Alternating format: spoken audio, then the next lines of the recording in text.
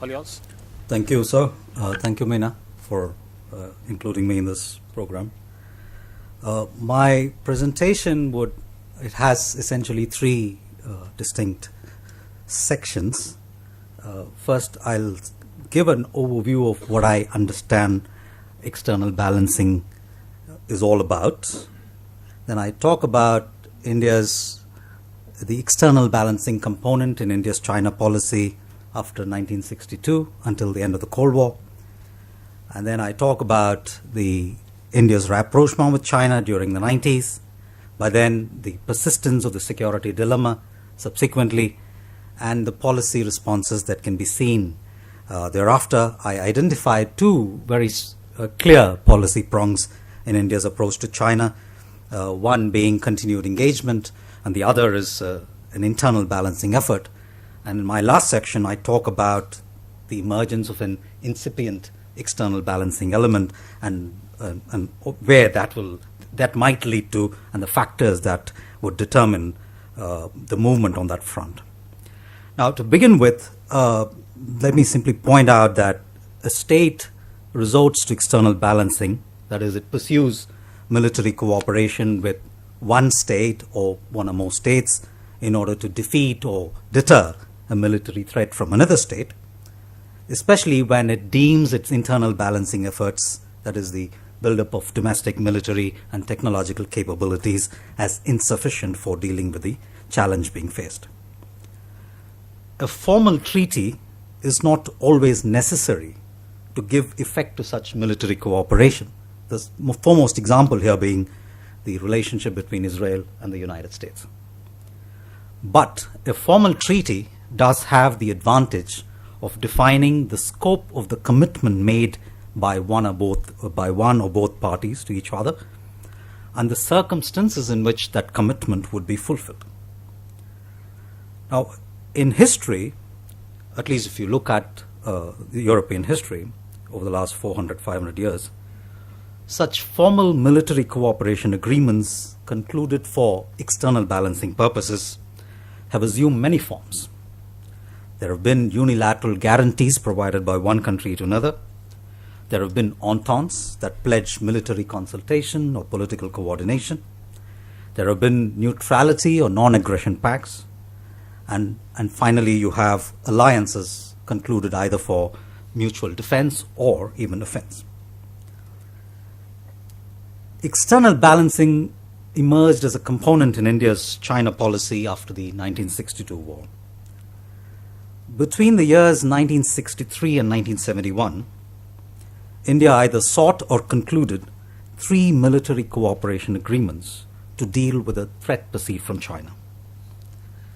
In July of 1963, even as India was formulating a program to substantially expand military capabilities, it signed an air defense agreement with the United States.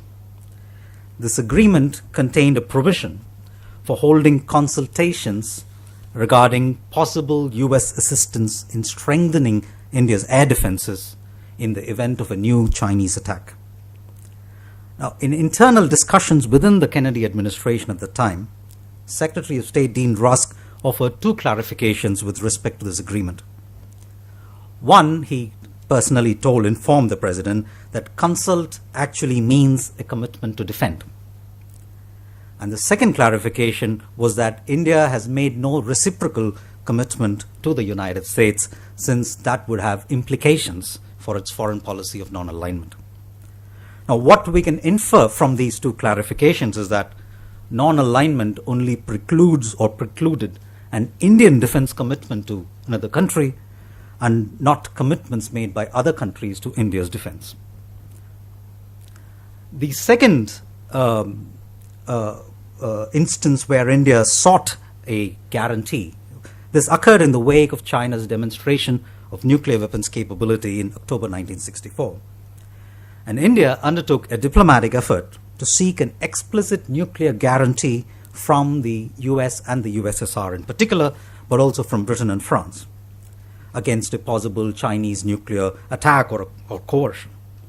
Now, in an internal memo, the diplomat who led that effort, L.K. Jha, noted that a joint superpower declaration would not only allow, and I'm quoting from the report on that, would not only allow the US and the USSR to act without concern that the other would act at cross purposes, but at the same time it would also further strengthen India's deterrence of China. Now, of course, in the event none of the countries approached was willing to offer such an explicit nuclear guarantee. Now, finally, the most significant of the external balancing cooperation agreements was the August 1971 Treaty of Friendship that India concluded with the Soviet Union, which had validity for 20 years. Now, keeping in mind what I said about the various types of military cooperation agreements, the key provisions in the 71 treaty included an explicit pledge of neutrality in the form of not participating in any alliance against the other country, not militarily assisting a third country that is engaged in war with the other country, and finally, the most often cited clause that the two countries would consult each other if one of them were to come under attack in order to remove that threat and to take appropriate measures to ensure peace and security of both countries. Now, in tune with these provisions, and this is something that is often not highlighted in discussions, during the course of the 71 war between India and Pakistan, Gary Baz writes this, that the Soviet ambassador in Delhi secretly pledged that if China intervened against India, the Soviet Union would open its own border diversionary action against China. Now, according to General Jacob, who was passed away now, who was chief of staff in the Eastern Command during the war, the Soviets moved 40 divisions to the Xinjiang border and 7 to the Manchurian border to deter China from intervening in the war. In effect, Nehru's reported statement, "We are their second front and they are ours," premised on a geopolitical community of interest between India and the Soviet Union with respect to China, fructified during the 71 war. Now, external balancing ceased as a component of India's China policy when the Soviet Union collapsed. Although India and Russia renewed the Treaty of Friendship in 1993, they diluted the key military provisions contained in the 1971 version to a significant extent. Now, for instance, in the 1971 version, the two countries had categorically stated that they will not participate in a military alliance directed against the other. But in the 1993 version, this commitment was diluted to, limited to not taking actions that might pose a threat or impair the security of the other. And again, in contrast to the previous commitment to undertake consultations if one of them were to come under attack, they now limited themselves only to consult and coordinate positions in the event of a more general threat to peace or breach of peace. Now, these provisions were further diluted when India and Russia declared a strategic partnership in the year 2000. On that occasion, the provision about consulting each other in the event of a threat or a breach of peace was completely dropped. And further, in subsequent iterations and subsequent declarations, even the commitment to maintain neutrality has been dropped. Now, finally, when the 1993 Treaty of Friendship became due for renewal in 2013, it was not renewed because by the time the strategic declaration, which had no commitments at all to whether on military neutrality or about consultations, that had superseded the declaration of friendship of the treaty. Now, the full import of this dilution in and eventual abandonment of formal military commitments in the India-Russia relationship becomes even clearer when we juxtapose it with simultaneous developments in Russia's relationship with China.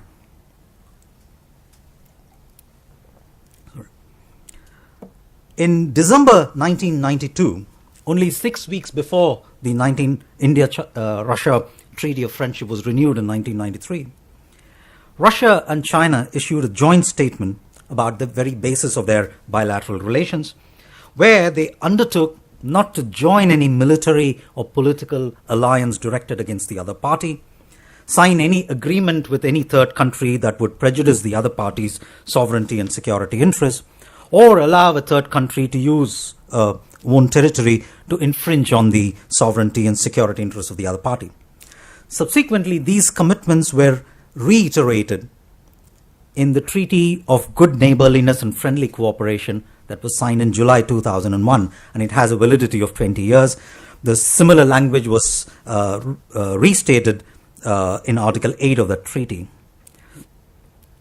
Now, the other provision that the Treaty of Good Neighborliness between Russia and China contained was, while the contrast I'm trying to bring out here is, while these provisions were gradually diluted and completely done away with between India and Russia, you see Russia and China incorporating these elements into their pacts and into their treaty. And of course, it's not directed against India, but I think it's done in the context of their threat perceptions vis-a-vis the US. The commitment I'm talking about is, of course, that the commitment to consult each other in the event of a threat of aggression towards against one of those countries. Now, the short point in all this is that from the Indian perspective, post-Soviet Russia was no longer an external balancer vis-a-vis China. Now, these laws of the external balancer and, of course, the simultaneous outbreak of the balance of payments crisis in the early 90s provided a fillip to India's rapprochement with China, which had been initiated a few years earlier. Now, China at this time had its own set of compulsions to pursue rapprochement with India, namely shoring up the stability of the regime and the legitimacy of the Communist Party in the wake of the democracy movement in 1989 through what Taylor Fravel refers to as a diversionary peace, as well as by the legitimacy that the party can gain through economic growth. Now, these respective compulsions of China and India led them to conclude two agreements in 1993 and 1996 for maintaining peace and tranquility along the line of actual control, and in which they adopted a series of confidence-building measures to prevent military incidents as well as deal with any contingencies that may arise. Now, subsequent agreements were concluded in 2005, 2012, and 2013, and these added new procedures and mechanisms to shore up this regime of mutual military restraint along the border. Now, despite these continuing efforts to maintain peace and tranquility, these have been complemented over the last 2 decades by substantial progress in economic ties and even in political cooperation. India-China relations have continued to be subject to a persistent security dilemma. Now, John Garver has pointed out how this security dilemma manifests itself along 3 dimensions. Number one is China's deep suspicions about India's policy towards Tibet, and at the same time, India is constantly apprehensive about a Chinese intervention in an India-Pakistan conflict.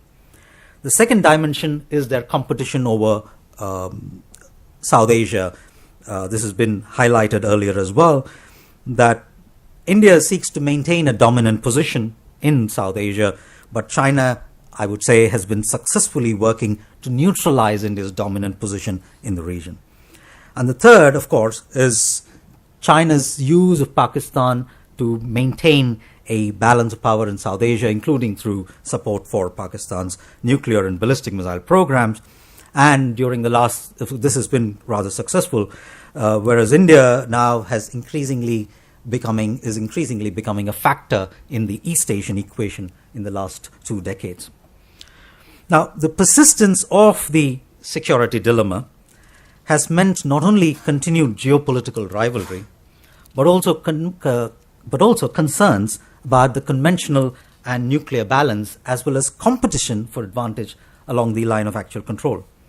Now, to reinforce this with some statistics, between the years 2000 and 2007, the annual number of violations of the line of control by PLA troops increased from 90 to 140. Sure. This number increased further to 228 in 2010, 411 in 2013, and 334 only between January and August of 2014. Now, China, of course, also claims that Indian troops often violate the line of actual control. And the more serious of these violations have led to 3 diplomatic crises in the last 4 years. Now, persistent violations either side of the line of actual control, and from the Indian perspective, the continued modernization and reorganization of the PLA, the tremendous improvements that China has effected in infrastructure, whether it's rail, road, and air in Tibet, the growing power asymmetry between India and China in terms of GDP, especially most evident in terms of the size of their GDPs, and the difference between the defense expenditures, which is now about 4 times now. And finally, China's turn towards an assertive foreign policy since 2009 have all contributed to a certain intensification in India's threat perception. Now, India has so far adopted a 2-pronged approach for dealing with China, as I pointed out earlier. The first prong involves engagement both at the bilateral format as well as in multilateral forums such as BRICS, SEO, the India, Russia, China trilateral, etc., all with a view to maintaining overall stability, deepen economic ties, and of course move forward cooperation on regional and even some international issues such as world trade issues and climate change, etc. At the same time, India has also practiced internal balancing. It acquired nuclear weapons and has developed longer-range ballistic missiles that can reach deep into Chinese territory. And in the latter half of the 2000s, it initiated a program to build a strategic roads in the border states in order to improve connectivity and thus increase the ability to defend these areas in the event of a conflict. And simultaneously, there has also been an attempt to increase India's military capabilities along the China front through the raising of a new Army Strike Corps, the repositioning of frontline aircraft, the strengthening of air bases, the refurbishing of advanced landing grounds, etc. But the question that I would like to come to now... You have 3 minutes. Yes, sir. Done. Is there an emerging third prong in India's China policy in the form of an incipient external balancing effort? Now, the evolution, professors talked about it earlier, I'm going to repeat some of that. The evolution of India-US relations in particular, but also of India's relationships with Japan and Australia, does indicate a certain degree of convergence in their views regarding stability in the Indo-Pacific and the importance of mutual defense cooperation between them for the purpose of maintaining that stability. In January 2015, India and the US issued a joint vision for the Asia-Pacific and the Indian Ocean region, which has now been more generally agreed that it refers to the Indo-Pacific region, in which they affirm the importance of safeguarding maritime security, ensuring freedom of navigation and overflights, especially in the South China Sea, and proclaim that the partnership is indispensable to the promotion of peace, prosperity, and stability in this region. Now, contrary to what Thurston just pointed out about the doubts about what would happen with Trump in power, the joint statement that was issued when the Indian Prime Minister went to Washington, D.C. in June 2017, reiterated these sentiments and referred to India and America as responsible stewards in the Indo-Pacific region. Now, in addition, the defense relationship has steadily deepened and expanded since the early 2000s. You referred to it in terms of India emerging as America emerging as one of the major suppliers of military equipment to India, India being declared as a major defense partner, and of course this business about exercises and so on. I'll just take 2 minutes. Sorry, sir. Just 2 minutes. In the case of India and Japan, again, the declaration that was issued yesterday affirmed a strong commitment to a free, open, and prosperous Indo-Pacific region. And of course, there is the usual reference to navigation, freedom of navigation, overflights, etc.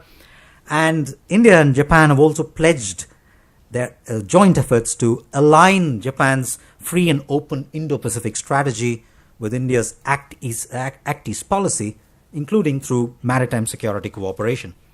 And of course, there is the India-Japan Security Cooperation Agreement, and also the drawing up of detailed action plan to implement it, to achieve, among other things, policy coordination on security issues in the region. And again, you see a similar turn of events in the India-Australia relationship, joint statements affirming Indo-Pacific, a congruence of interests in the Indo-Pacific. And of course, again, there is a security agreement with a detailed action plan on what needs to be done to deepen and strengthen the defense cooperation. Now, 1 minute. Sorry, I'm tough bargainer. 1 minute. This is the most crucial, that's important here. What India's shared security interests and these deepening defense cooperation with the US, Japan, and Australia indicates is only the pattern of a possible future alignment. But will a formal alliance ensue, and what form is it likely to assume? The answer depends upon a whole concatenation of factors. The first, of course, is going to be the intensity of the challenge that China is likely to pose in the coming years. The greater the intensity of the threat, the higher the likelihood of alignments becoming formal pacts. And what form such pacts would assume, whether would they be ententes, or would they be simply neutrality or non-aggression pacts, or would they be in the form of defensive alliances? And this is likely to be determined by calculations about the extent of diplomatic and military support that is needed from partners. For instance, I'm just done. One sentence. Just to conclude. For instance, an entente would suffice if India's conventional capabilities are deemed sufficient to deter or stalemate a limited war. But the advantage of that would be that it would limit the extent of reciprocal commitment and level of support that India would have to offer to its partners, thus avoiding entrapment in their conflicts where direct national interests are not involved. But this calculation would need to be balanced against the possibility that a weak mutual commitment between partners may result in abandonment during crises. And the final set of factors... Kalyan, I'm sorry, just read them. Sorry. I apologize, but they're short. Okay, the final set of factors relates to how all of this would interact with the adversary. Yeah, I'm done.